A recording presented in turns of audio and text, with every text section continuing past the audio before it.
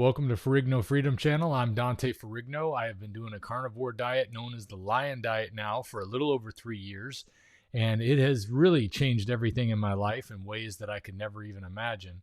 And one of the things I've been doing on this channel since I've been talking about this way of eating is I have done carnivore conversations with some of the people who follow my show and whose life has been changed also by either going on a carnivore diet in general or even on the lion diet. People are getting all of the poison and the junk in their system out of their life, and they're finding solutions for things that doctors didn't have solutions for. They're finding solutions for things they didn't even know had solutions. So it's been wonderful to see the changes that people have gone through. And today I'm going to be speaking with a follower of my channel named Rabbi Evan Moffic, and he's going to be joining me here in just a moment. He's calling in right now, as a matter of fact. So we're going to get a little bit of perspective on this carnivore way of eating. Today I have with me Rabbi Evan Moffic. And I really don't know a whole lot about your story, Evan, exactly what brought you to the carnivore way of eating. We've had one discussion before, and I kind of got lost in our conversation, and it's been about a month now. So I'd love to hear what brought you to the carnivore way of eating and what got you so excited about it. You know, Dante, first of all, you are a huge part of that journey. Um, your teaching, your insights, your encouragement. Um, but, the truth is, it wasn't, and I've been thinking a lot about this as I've been kind of doing my own work and teaching about carnivores. It wasn't really about weight loss or health. It wasn't. I started keto in 2018, and that was more my daughter was diagnosed with celiac. And so I started thinking a little bit outside the box around nutrition. And I had always, from the time I can remember back to middle school and high school, always had a stomach ache. And it just always persisted and gas. And the doctors would sometimes say, oh, you might have moderate IBS or try the Mediterranean diet. Or, I even got a colonoscopy when I was in my 20s, which was weird. But, all this and nothing ever changed. And I just kind of lived with it, just like, so many people live with chronic pain and it wasn't horrible. So I just got through it. And when I started exploring outside the box after my daughter's diagnosis, I was thinking, why haven't doctors recommended I try any of this? Yeah. And so I gave keto a try, and it was just, first of all, I instantly lost 20 pounds, which is about what I had to lose. It wasn't overweight, but it was it was just so quick, and I felt better. It was an absolute change. But that still addiction still persisted. I still wanted the keto cookie dough and the keto ice cream, and my stomach was still hurting a little bit. And I said, you know what? I heard a couple of influencers. I happen to be in Chicago, and there's a great carnivore doctor here who I saw in a couple of videos, and I saw people like Dr. Chafee and you. Well, you came a little later, but this was, uh, and I said, I'm going to give this a try. I'm one of those kind of people that just jump into something. I give it a try, and if it doesn't work, it doesn't work. And it just worked like magic. I mean, literally Yeah. within a couple of weeks of starting it, I started lifting weights again. I started listening to music I loved again. It was just an absolute shift. Yeah, it's like an awakening. I remember going through that same experience myself. I remember, it's hard to remember after 3 years, but when I watched some of the old video and I look back and I realized 3 days in, I could tell I already felt like a different person. And it was exciting again. It So is. your experience came from pains that you were having most of your life and difficulty with digestion and just feeling awful. Yes, exactly. And there was nothing really I could do about it. It felt sort of hopeless.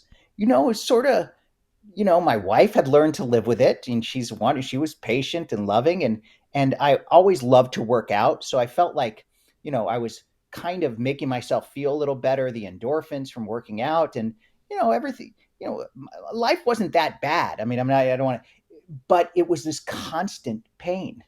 And, in my own work, I benefited a lot from this productivity guru named David Allen. And he's great. He wrote a book called Getting Things Done. And he talks about how people get used to a level of stress and they just think that's supposed to be there. that always supposed to be feeling a little stressed. And his method sort of helps you see what does a clear mind, he says, a mind like water look like.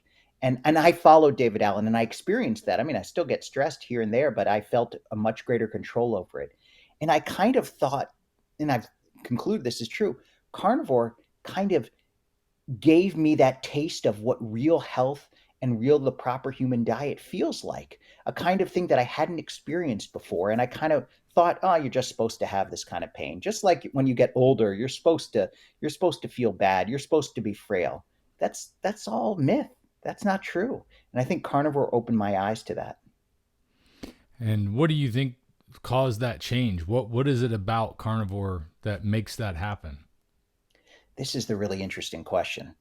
I mean, I hesitate to go too far. My wife is always, you know, I'm not a doctor, I'm not a nutritionist, but I suspect that it has to do with inflammation, that our brains are constantly inflamed. But my real interest and what I love about your channel too, and a few others is it's much more about kind of there's the simplicity of it. You can't quantify how much relief we get from having clarity about a diet, about what we're supposed to eat. And so kind of having that peace of mind, knowing this is what I'm going to do, this is what I'm comfortable with, that creates certain kind of limitations. It's almost in some ways, it's not a religion, obviously, but it gives you a lens to look at the world. So when I go to a party or I go to an event, I know I have my limits. This is what I can do. In Jewish tradition, there's the dietary laws, the kosher laws. And as a Reform rabbi, I don't follow those, but I know the benefit that it brings to people. Yeah. And it gives you that sense of clarity and purpose. And I think carnivore does that as well. So I think that's part of it. And then, I look at it in an evolutionary way that we have been eating this way for as long as we've been human beings. And it's only in the last 120 years and, or however long vegetable oils and seed oils and, Ansel Keys and modern medical establishment has been around that this diet has shifted. Yeah. Yeah. We've added a lot of things that aren't food to what we call food. And Yeah. we've come to accept that if the powers that be in the FDA say that it's generally recognized as safe, then it's perfectly safe. Yet over and over, we keep hearing about some lawsuit about something that was generally recognized as safe that's causing people problems now, or some medicine that was approved that's actually doing the opposite of what the medicine was supposed to fix. And Yes. yet you feel like you're the crazy one for saying things that you're saying that are so clear and true, because there's so much constant pounding of this information that the medical establishment has all the science figured out. And when you go in for help for actual problems, though, you tend to just get run in circles and told to do things, take medicines that actually make you sick in different ways rather than fixing your problem, or they don't actually do anything for you at all that helps your problem go away. And that may be as simple as it is. Like I'm watching a family member of mine, I don't want to say who specifically, but she's been going back and forth from one doctor to the next, trying to get some solutions for some post-cancer treatment she's been dealing with. And it's like they're just cashing a check on her. Every time she goes in there, there's no answers, but there's plenty of money being taken out. And they keep claiming to be the experts, or they're going to send her to see a specialist. And then the specialist recommends the same thing somebody else recommended before, or that doctor or a new doctor will recommend something that she's already known to be allergic to.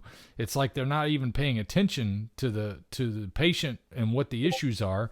They just stick with whatever their script is. And that script is not leading people to being healthy anymore. Thankfully, I'm finding there are a few doctors out there that actually do care enough to go beyond what they were taught in school, to go beyond what the limitations that they're put into by the system of guidelines that they're supposedly having to follow to maintain their license or to maintain their standing within the community. And they'll say, no, I am seeing a lot of anecdotal evidence that something else is working, something we're telling people doesn't work and that they shouldn't do, yet hundreds, in some cases thousands of people are reporting benefits from something like a carnivore way of eating that we're not supposed to be seeing. And then when we check their blood work, we're not seeing things that show any indication of real problem. Now, sometimes you'll hear them talk about their LDL is really high in some cases, those lean mass hyper responders you find out there. But then the more research that somebody does on cholesterol, you find that in many cases, higher cholesterol is a better sign of living longer than lower cholesterol. It's all the opposite of what we've been told. And it's frustrating because we live in this society and we want to be able to trust in these entities that are supposedly there for our own good. But when they seem to be fighting the truth, that's where the problem comes in. And I think there's so many people out there that are struggling with these illnesses and ailments and upset stomach and GERD and weight gain and so many other issues that they have no idea are related to just eating what is supposedly, what do they say? All things in moderation. And I'm like, all things doesn't include poison. And in a lot of cases, what we're eating is small doses of poison. But when we eat enough of it, it's not a very small dose. And our bodies can only take so much, it seems. And I think that leads a lot to what you're talking about, is like you're getting off of all that poison. 100%. It's so true. I mean, what you just said, I think most doctors are good people. I happen to have a great primary care physician who, when I started keto and he saw how I looked and felt, he's like, keep doing what you're doing. So he was a good encouragement. And my dad's a doctor, he's retired, and my grandfather was a doctor. So, but I think the practice of medicine has changed tremendously over the last, even my dad talked about this in his career. Over the last 20 to 30 years, maybe even longer, it became all about the money.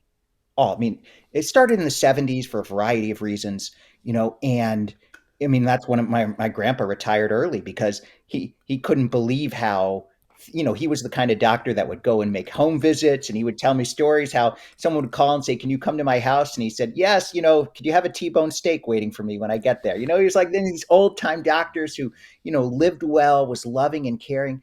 And that's not the way the system works anymore. It's not. And they actually discouraged me from becoming a doctor because of how that worked. So again, I think there are wonderful doctors out there, and I think it will change. I mean, people like Dr. Barry, Dr. Chafee, but we have to learn on our own. We have to figure it out for ourselves and figure out what works and have that knowledge and openness. And thank God for YouTube and the internet and you and others who are really sharing that wisdom. Well, it takes a lot of pains to bring the truth to light when there's a complacency. It's so easy for good people, good doctors, people who are, when I say good people, we're all relatively good at best. Yeah. So, a lot of times we have good intentions, but many of us have laziness and all these other foibles that are just nature to human. And doctors are no different. And if they sit in this situation where I can just coast and keep the money rolling in. I used to bring these residents to their doctor's appointments that were at the retirement home that I was the administrator at. And I would watch them go in, and the doctor would ask, hey, Mrs. So-and-so, how's everything been lately? And Mrs. So-and-so is going to say the same thing she's going to say to anybody who asks that, just fine.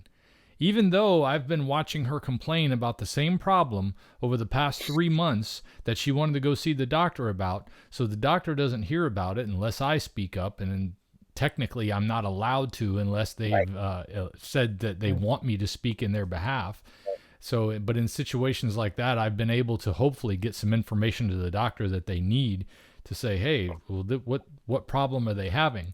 Even when I look back on that then, though, the ones who actually did look a little deeper just wound up prescribing some other medicine that didn't seem to do anything in the long run, or they just they just got a paycheck punch, or it's like punching a time clock. They know that they're going to see this person every 3 months, and Medicare is going to pay the bill, and they're not going to pay all of the bill, but it's still enough to keep them rolling in the dough. And they spend a few minutes with these people, and then they send them out on their way, and they don't really worry about what's going to happen to them because as far as they're concerned, they're doing what they're allowed to do to provide health care.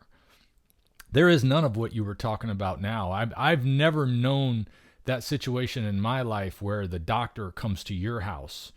There was a time when I felt like you could call your doctor, almost like it used to Not be you could anymore. call your dentist even. Now you can't. There's a wall between you and your doctor until you get into that meeting room, and that's all about making sure that they can cash that check on that one. They don't want to talk to you outside of the meeting room in many cases. I have a Right. doctor now that at least has a message system where you can send him a message and he'll get back with you. And if it's something he feels like he needs to talk to me about in person, at least he's selective about that. I've had other doctors where they have a message system in place, but every message you send them results in, well, we need to talk about this in my office, because I'm not going to get paid if I'm talking to you about it through the message system. And it's like you said, it's all about making sure they get every dollar they can. And then when you get in there, you're not getting any answers. That I think was that's what drove me to go to this way of eating, was because I had searched and I had trusted the experts over and over and over, and my problems weren't getting any better. As a matter of fact, they were getting worse, because now I have this piling up medical bill that is, making my gut problem worse, making my anxiety worse, making my stress worse, which is exacerbating the problem I was having. And then I just got to a point where I said, you know what? I heard that this might work. I've heard it from somebody that I trust. I'm going to give it a try. And it's changed everything ever since. And then so many people since then, just like you have reported, have had such amazing changes from it. How about your Yeah. daughter? You said she had, what was that, celiac disease? Celiac. Yeah. She I don't know still much has it. about that. Can you talk about that a little bit and maybe Yeah. tell if has she gone to a carnivore way of eating? Has that made a difference for her? I wish. I wish. She's 16, so if I wanted her to go to a carnivore way of eating, I would say the opposite. I would say eat lots of fruits and vegetables. Then she might rebel and do carnivore. That she's at that phase of life. But no, unfortunately, I wish I wish I had known about this earlier, because she was diagnosed when she was really young, so we really controlled the diet then. And if I had known what I know now, we would have gone at least keto, if not carnivore, when she was first diagnosed. Unfortunately, we didn't, and so she has a pattern of eating. So she cannot eat any bread products, so any gluten. It's even a little can trigger real bad reaction. Hmm. And so but she still can eat rice, and she can and gluten free has become a huge industry. So there's lots of expensive products and bakeries and things, and so but what I do so she's able to manage it. I mean, she's extraordinary. In fact, she somewhat inspired me when I saw how she could be so disciplined in her eating. And I said, "This is my own daughter. She was 10 or 11 at the time. I want to have that same kind of discipline." Um, and she's at the point where she can really manage it well. And I hope I would love if she could transition. She tells me, she knows I talk about carnivore all the time, so she'll tell me, "Dad, a guy in my physics class does carnivore," and I get all excited, and so she kind of is aware of it in the air. At the right time, hopefully she'd embrace it. But with kids, you gotta show, not tell. Right. Yeah. It's one of those things where you could tell your child something 1,000 times, and then a few years later, one of their best friends tells them the same thing, and all of a sudden, it's the greatest revelation they've ever heard. So, well, So true. and That's I know so that true. more and more young people are hearing about the way this way of eating is changing things, because even in my workplace, I work with a lot of people in their 20s. And my first inclination is, when I tell them that I'm a carnivore, is they're probably vegans, or because they're buying into a lot of this cultural stuff that's going on right now, and the way the vegan religion seems to be spreading through the world. But I'm finding more and more of them are receptive to it, and they said, "Yeah, I've heard good things about that. That's interesting, and you're doing so well on this." And how old are you? They can't believe I'm in my 50s. A lot of times they'll say, "You look like you're 40 years old," or I've even heard younger than that. But I mean, the amazing thing is that more and more people are starting to get it, and I think it has a lot to do with channels like this, and thankfully, support from people like you for people who are doing what I'm doing, where Right. you've been a supporter of the channel, and I appreciate that. Well, I feel it's my obligation, and I feel like I started my own channel, Zen Carnivore, to talk about the kind of spiritual and mental health benefits of it. And I took to light, Dr. Ken Berry said, if you're benefiting from carnivore and you have somewhat of a platform or an audience, you got to get out there and start a YouTube channel. You've got to get out there and promote. And I do think it's my obligation. I mean, as a rabbi, I serve, a large congregation, and I love everybody. I don't want to criticize. I don't want to tell people this is what they have to do. I want to almost bear witness that this is a wonderful way of eating, and there's a lot of mythology and a lot of demonization of it, and that's just wrong. And clarifying that and talking about that. And I do think you're right. I think younger people, I hope that in 20 years, many more doctors and nutritionists are comfortable with it. It may be inevitable as it grows and people begin to see the benefits of it. Hopefully, there'll be more openness to it. Now, obviously, we're fighting an uphill battle. The establishment, the healthcare establishment, and the food companies. I mean, it's much cheaper or it's much more profitable for Yeah, food companies to promote carbs. I mean, cereal is much more someone who's making cereal is much more profitable than someone who's selling eggs. It yeah, just that so we're fighting an uphill battle, but yeah. They're not only that's getting paid by the customer, they're getting paid by the government with subsidies and things as well. So and because yeah. we've been convinced that it's the healthy route to go, and it's quite disappointing. You talked about having a group that you work with or something involved with your congregation, I guess. Yeah, I've served a large congregation in Chicago, and so really I do a lot of teaching, a lot of leading prayers and worship, and a lot of officiating at weddings and funerals and things like that. So I interact with people at every level of life. It's a great. I mean, I feel very lucky to do what I do, um, and one of the things that and this is another sort of benefit of carnivore is when you're working with people at the end of life, for somebody's funeral, you kind of see what really matters in life, the Mm-hmm. relationships, the friendships, the impact. And that has made me more motivated to be healthy and to embrace this way of eating because I want to create those memories. I want to be a good dad and hopefully a good grandfather and a good husband. It is motivating. And so carnivore kind of fits into that larger purpose of why I do what I do. And that's been very clarifying for me. I think in so many ways we take nutrition for granted. We don't think much about it unless there's a crisis. When there but this I feel like I'm constantly get reinforcement as to why this is the proper way of eating, why this is good for me, why this is good for other people.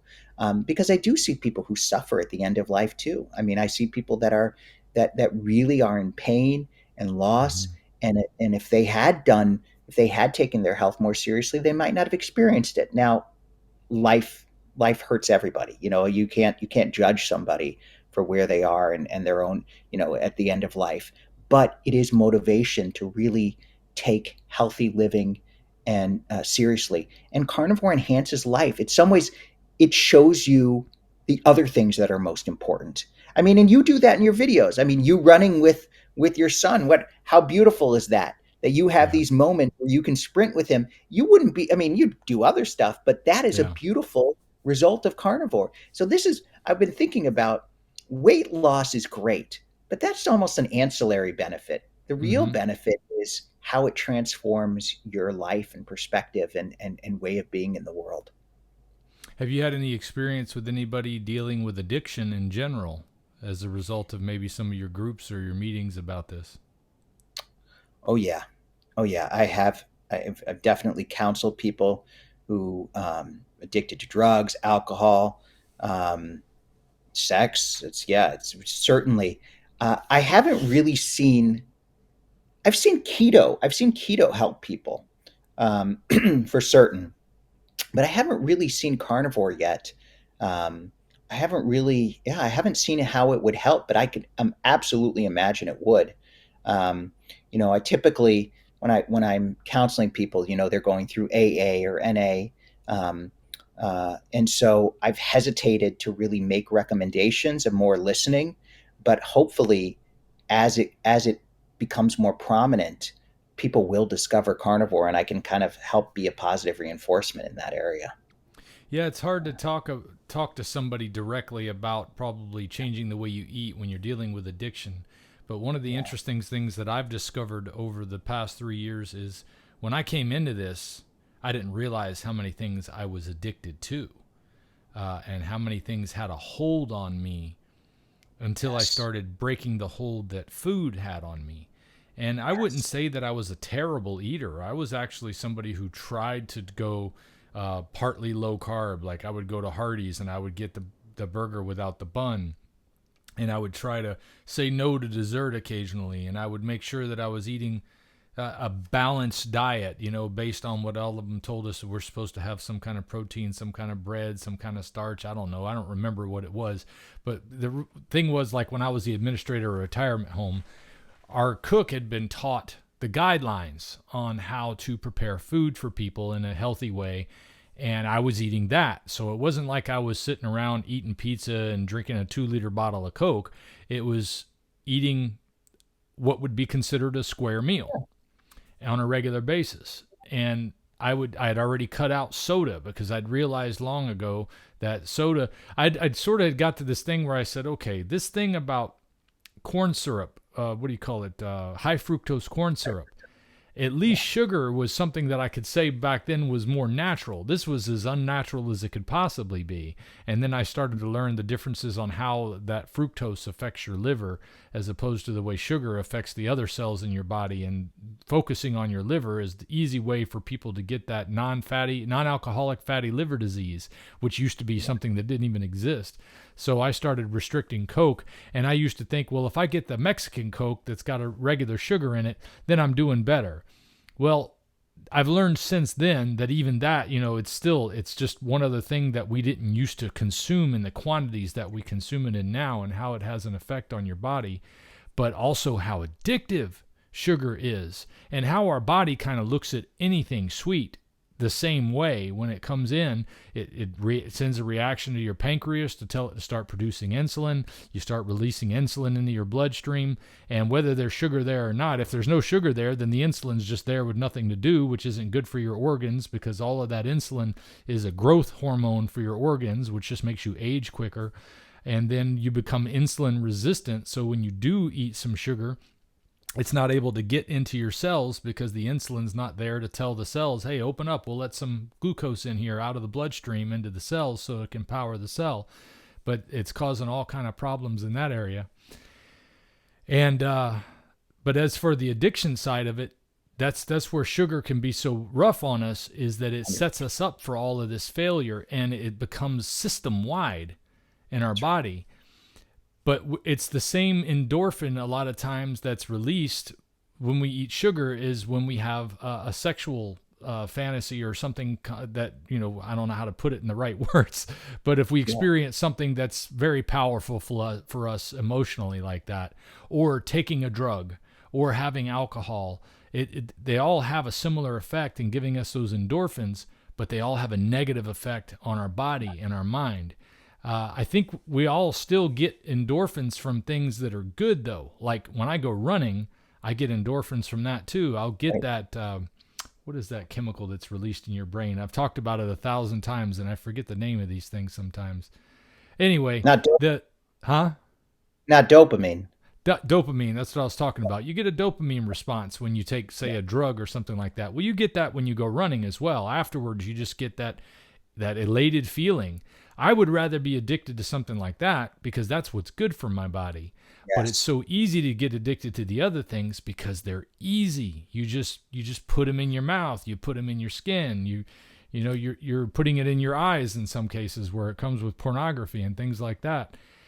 And it has a detrimental effect. It's easy and it's detrimental. This is a little harder because you've got to choose. I'm gonna separate out the things that I know are not healthy for me, and I'm gonna stick with the things that are healthy. And unfortunately, that also means that I can't just open a package and eat it. I've got to open the package, cook it, prepare it, then cook it, and then eat it. And then people are so used to their microwave out of the package lifestyle that it makes the addiction enabled by the fact that we have such easy, available, cheap quality food to us all the time. But when I So started true. cutting all of that stuff out of my diet, I started to think, well, if I'm cutting these things out, how much easier it would be to take the next step and cut out the nicotine that I'm sucking down with these vape pen that I used to use. I had already quit smoking, and I thought, oh, well, this is great. Now I can enjoy smoking without the carcinogens. And it turns out there are negative sides to vaping too, but just the nicotine itself turned out to be a problem because it can cause you to ramp up your adrenals and cause you to have anxiety when you're using it to cure your anxiety, but it's actually increasing your anxiety. I had a marijuana problem when I came into this, and I thought that was helping me with my anxiety. It was actually pushing my anxiety up higher. Drinking was an issue for me a lot, even leading up to this. I had cut back some by the time I started, but I eventually cut it out altogether because I realized there's no sense in me putting this poison in me. And the more I got the poison out of me, when I would have a little, it had a bigger effect. And I would think, What? oh, well, that's not good. If it makes me feel this way when I'm feeling my best, if it can turn me around so fast, how is it that we're able to do this over and over when we're drinking heavily and think that it makes us feel better? It's like you become numb to it. Yes. But the diet Yes. is what led me away from a lot of those addictions. And I think that's going to help people in the long run too. Folks that are facing these addictions to narcotics or alcohol or pornography or whatever it is, the way of eating somehow helps make that path clearer because you can feel the difference so quickly when you start Yes. eating the right things. So I was I just would. curious if you'd had any experience with anybody having that turnaround. But I've Well, had a few people on the my channel own. who have. Oh yeah, and I think certain people are more prone to addiction. I mean, that's definitely true. I'm one of those. I've been lucky. I haven't had, you know, major, drug or alcohol addictions, but I was certainly addicted to other things. And I think I'm just genetically programmed in that way. And I don't think a lot of people are, but I think a fair number are. And you can create. There was a book written in the 70s by a psychologist named William Glasser called Positive Addiction. My grandfather actually told me about the book, and it was about running. And this psychologist called running a positive addiction. And then what it is, in some ways, it's like an anchor habit where one anchor leads to greater benefits. And I think that nutrition is an anchor habit.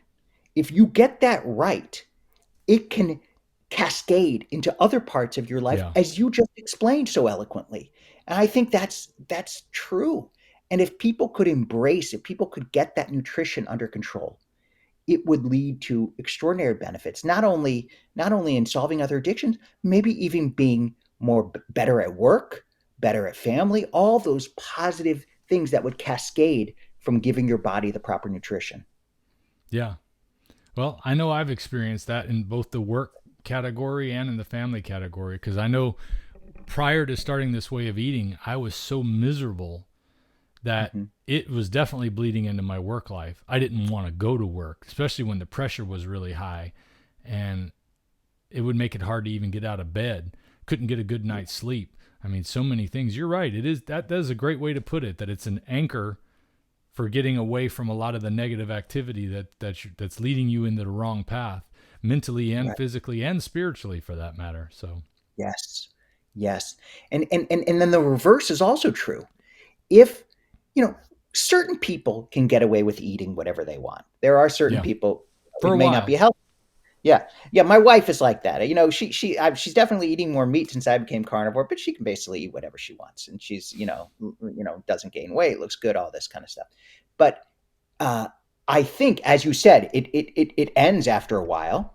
Yeah. And but somebody who has poor nutrition, it can cascade into other parts of life in a negative way. It's like there can be a virtuous cycle or a vicious cycle.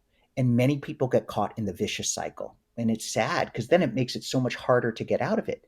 But then the virtuous cycle, I mean, I was at a meeting couple nights ago, a synagogue board meeting, and somebody made this beautiful toffee, and it was, I mean, people were loving it and talking about how great it was, and I didn't eat it, and they, yeah, everyone in my synagogue knows this is me now, and they kind of accept it, even if they just, even if it's not appealing to them.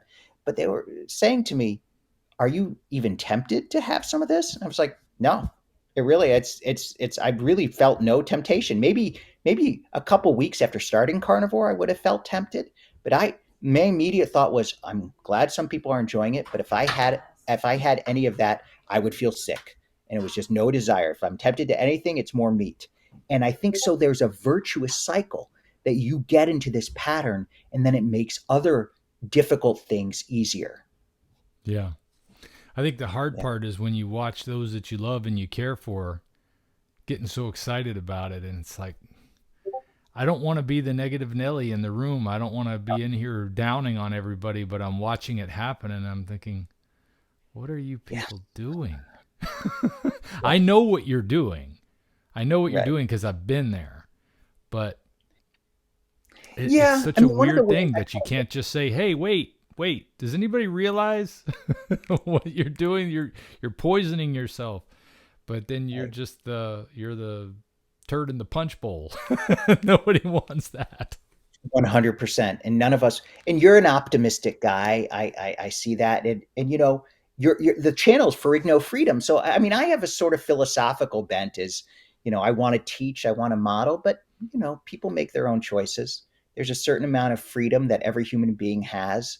And, I want to honor people's freedom, and I can give my opinions, but it is harder. You're right. It is harder with people you truly love and cherish, and you want them to be healthy, and you want to spend time with them.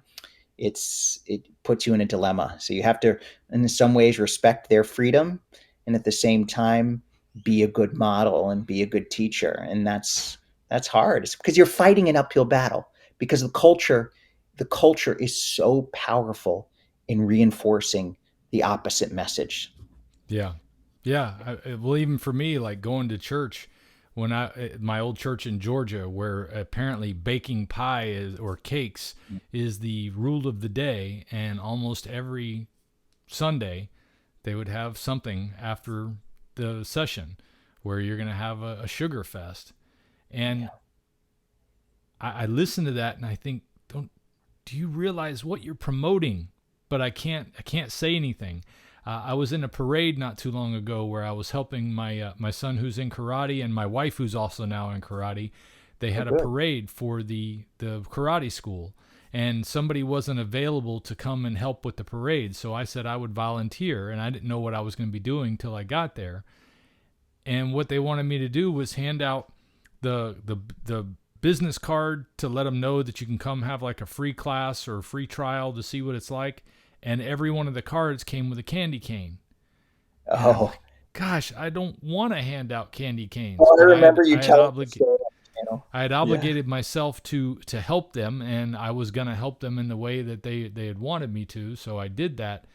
But it's just one of those things, and I look back and I'm like, man, it was really, it's really tough operating in the culture that we live in when you have the mentality that this stuff is poison. This isn't a treat. This isn't something that I don't look at it as something I even want to have occasionally like I used to. I was listening to Dr. Barry, his book, Lies My Doctor Told Me. And back then he was keto. He wasn't all about carnivore like he is now. He talks about living in this culture and he talks about the difficulty that you run into. And he would talk about having the occasional treat as if it was okay. And I think to myself, why, if it's poison, why do we treat it? Why do we consider it a treat anyway? Oh, And it's oh, I just, it's agree. that's a part of our culture. It is a treat. It's something that you do to reward yourself. And Right. if rewarding ourselves is hurting ourselves, it just seems so counterproductive now in retrospect compared to the way it was before. I think it's just something that easily justifies doing something that you're addicted to. I think that's part of it. Yeah. I think also, like, we tend to, I don't know, we tend to divide life, work and play, and you know, we sometimes create these divisions that are unnecessary, like the the healthy food and the unhealthy food that's a treat. Why not just see it as an integration?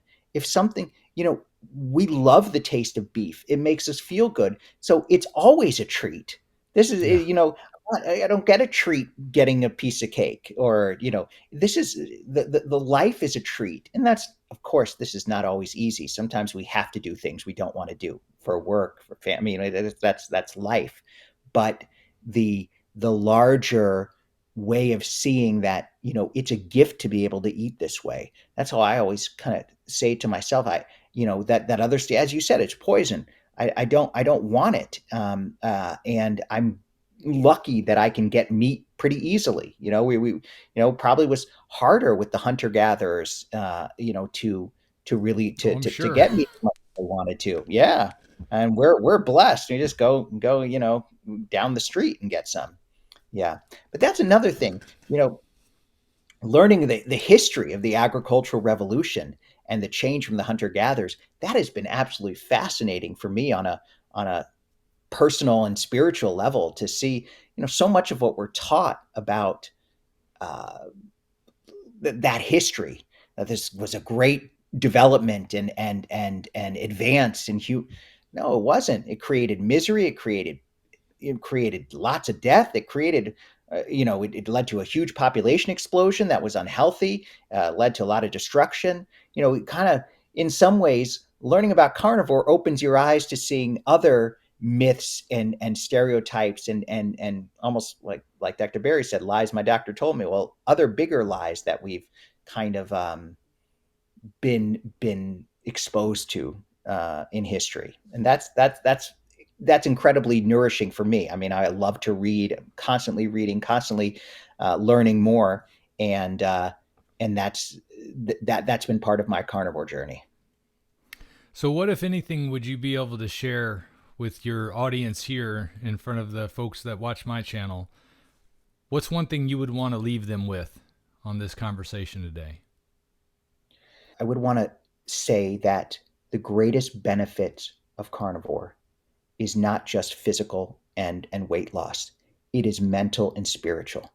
The kind of simplicity, the kind of calm, the kind of relaxed energy that Mm. you get is life changing.